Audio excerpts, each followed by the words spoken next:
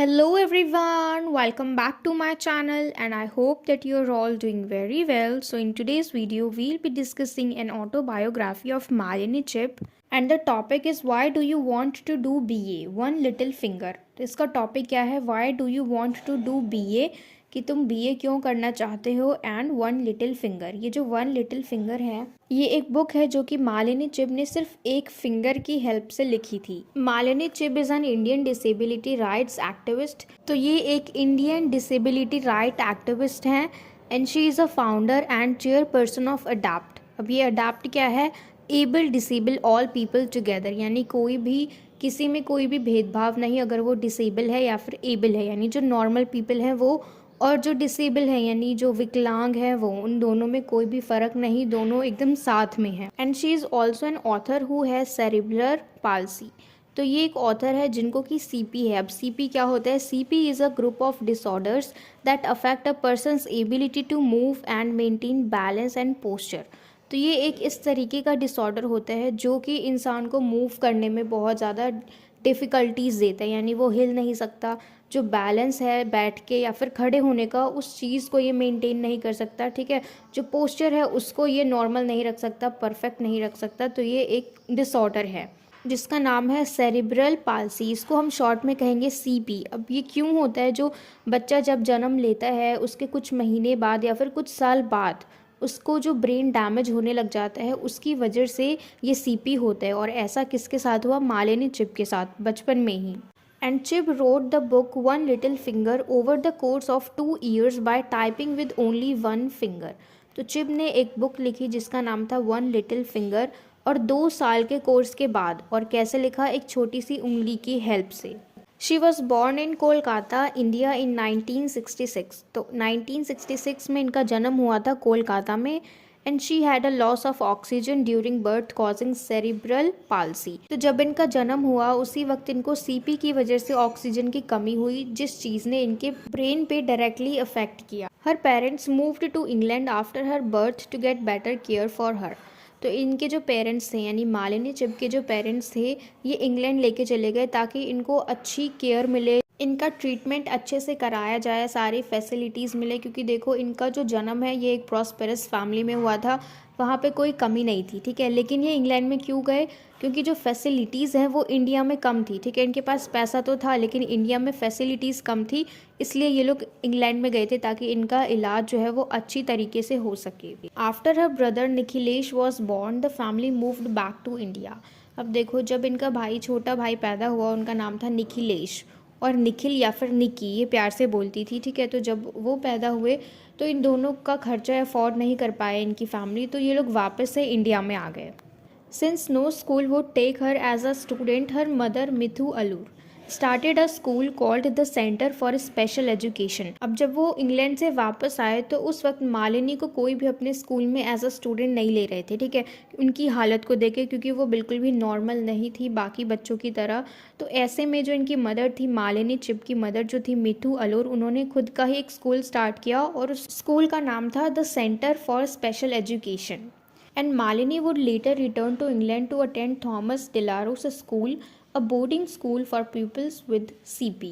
तो मालिनी जो है देखो वो दोबारा से इंग्लैंड में आती हैं स्कूल अटेंड करने के लिए, ठीक है। स्कूल का नाम क्या है? थॉमस डेलारोस स्कूल, जो कि एक बोर्डिंग स्कूल था उन्हीं बच्चों के लिए जो सीपी से सफ़र कर रहे थे, यानी वो स्कूल डिसेबल्ड पीपल के लिए ही था। And then she return to India to attend St. Xavier's College affiliated to the University of Mumbai where she earned a BA। अब देखो क्या हुआ, ये दोबारा से इंडिया में आती है, कौन से कॉलेज में? एस.टी. ज़ावियर्स कॉलेज में, जो कि यूनिवर्सिटी ऑफ मुंबई से ये अटैच्ड था, और वहीं पे इन्होंने BA की डिग्री को अर्न किया। देखो ये भी बहुत बड़ी बात है, एक डिसेबल्ड पर्सन होने के बावजूद इन्होंने अपना BA क्लियर किया। और इसीलिए हमारा टॉपिक क्या है? Why do you want to do BA, ठीक है। तो इसलिए हमारा ये टॉपिक था। और इनकी लाइफ में काफ़ी सारे गोल्स थे, जिनमें से पहला क्या था कि इनको BA की डिग्री हासिल करनी है। सबसे पहला स्टेप जो कि इन्होंने क्लियर किया, कहाँ से? यूनिवर्सिटी ऑफ मुंबई से। And she went back to England to get a master's degree in gender studies at the institute of education university of London. BA की डिग्री हासिल करने के बाद ये वापस से इंग्लैंड में गई, किस लिए? To get a master's degree in gender studies. कहाँ पे, इंस्टीट्यूट ऑफ एजुकेशन, जो कि कहाँ है, लंदन में है, यूनिवर्सिटी ऑफ लंदन। ठीक है, तो इसमें हमें बताया गया कि किस तरीके से इन्होंने बीए की डिग्री को हासिल किया। ये एक छोटी सी समरी थी। इनकी लाइफ में काफ़ी सारी डिफ़िकल्टीज़ आई, लोग इनको अपने साथ कभी भी नहीं रखना चाहते थे। जो नॉर्मल लोग थे इनको हमेशा अजीब नज़रों से देखते थे, और अगर कभी ये क्लास में किसी क्वेश्चन का आंसर देती थी तो बाकी सारे स्टूडेंट्स इनको अजीब तरीके से देखते थे, और इनका जो कॉन्फिडेंस है वो बिल्कुल लो हो जाता था। मतलब इनकी लाइफ में काफ़ी सारी डिफ़िकल्टीज़ आई जो कि एक डिसेबल्ड पर्सन की लाइफ में आती हैं। ठीक है, लेकिन ये फिर भी हार नहीं मानी, इनको बिल्कुल नॉर्मल इंसान की तरह अपनी ज़िंदगी जीनी है। इसी के साथ हमारा इसमें एक और छोटा सा टॉपिक है, introduction to port wine Goa with Nikki. तो इसमें ये एक छोटा सा एक्सपीरियंस बताती हैं जब ये अपने भाई के साथ, निखिलेश के साथ गोवा गई थी। ठीक है, ये अपने छोटे भाई को, निखिलेश को, निखिल या फिर निकी बोलती हैं। तो ये निकी जो है ये इनका छोटा भाई है, और जब ये गोवा गई थी तो वो बताती हैं कि उनका नेचर, जो उनके छोटे भाई का नेचर है इनके प्रति कितना ज़्यादा अच्छा था। वहाँ जाके ये अपने भाई को और अच्छी तरीके से जान सकी। तो चलिए शुरू करते हैं। The chapter records Chips experience of spending a relaxing time with her 22-year-old brother Nikhil in Goa. ये चैप्टर जो है इसमें हम देखेंगे एक्सपीरियंस, जो भी इन्होंने अच्छे अच्छे एक्सपीरियंस को देखा, अच्छे अच्छे एक्सपीरियंस को महसूस किया अपने 22 साल के छोटे भाई के साथ, जिसका नाम है निखिल, कहाँ पे, गोवा में। The trip meant a great deal to her as it offered her an opportunity to bond with and discover the adult Nick. तो ये जो ट्रिप है ये बहुत ही अच्छा था, और इस ट्रिप पे इनको मौका मिला कि ये अपने भाई को, जो कि एक एडल्ट बन चुका है अब, उनको जानने का मौका मिलेगा। And the way Nikhil takes care of chips major and minor needs reflects his sensitivity towards her condition. तो देखो जिस तरीके से ये निखिल जो है, इनका छोटा भाई, इनका ख्याल रख रहा था छोटी छोटी चीज़ों का, बड़ी बड़ी चीज़ों का, तो ये सारी चीज़ें जो मालिनी है उनको शो कर रही थी कि वो कितनी ज़्यादा सेंसिटिव है। इन्हीं सारे एक्सपीरियंस में मालिनी हमें एक और चीज़ बताते हैं कि जो गोवा का नेचर है, डिसेबल फ्रेंडली नेचर है, वो काफ़ी ज़्यादा अच्छा था, इनके लिए बहुत ज़्यादा एक कंफर्ट जोन था। लेकिन फिर ये कहती हैं कि वहाँ पे जो एक बुटीक था बॉम्बे एयरपोर्ट पे, वहाँ पे जब ये गई, चीज़ों को ट्राई किया, फिर इन्हें वॉशरूम जाना था, तो वहाँ पे इनको काफ़ी ज़्यादा प्रॉब्लम हुई। She had to be escorted, यानी इनको दूसरों की मदद लेनी पड़ी वॉशरूम में जाने के लिए।